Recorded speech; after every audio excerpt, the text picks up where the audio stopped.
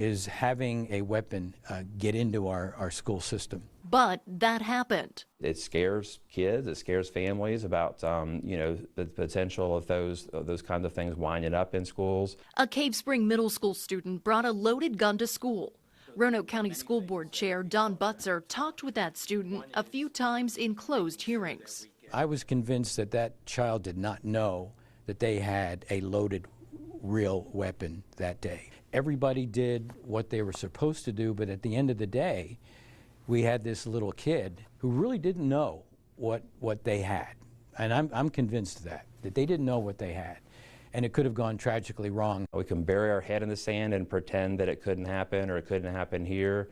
And the other end of the extreme of that continuum is we build prisons, or prison-like environments for our kids to be in. And neither one of those is appropriate. Instead, Superintendent Ken Nicely and the school system are targeting parents with one message. Store your firearms safely.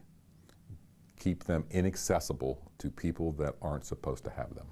We investigated, and over the last 2 years, there have been multiple kids hurt or killed just in Roanoke County. A 7-year-old and 16-year-old were both shot accidentally in separate incidents.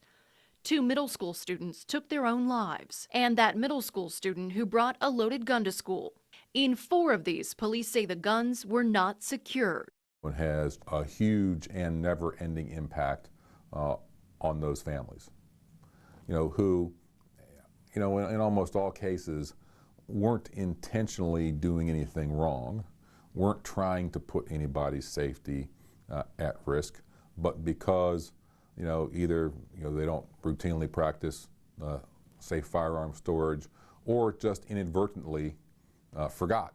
Police Chief Howard Hall says his officers will talk to parents at back-to-school nights. Even if you've got a firearm hidden where you think someone may not find it, kids are going to look around.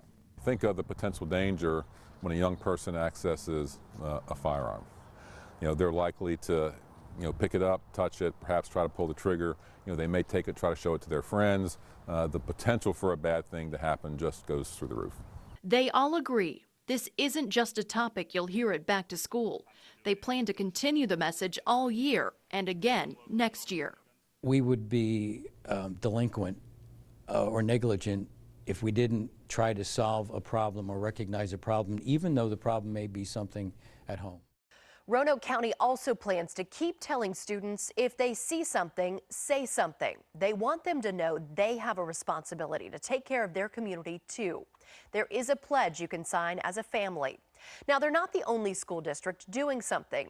Lynchburg, Richmond, and Roanoke are all launching their own programs and counseling as well. Jenna Zibton, 10 News, working for you.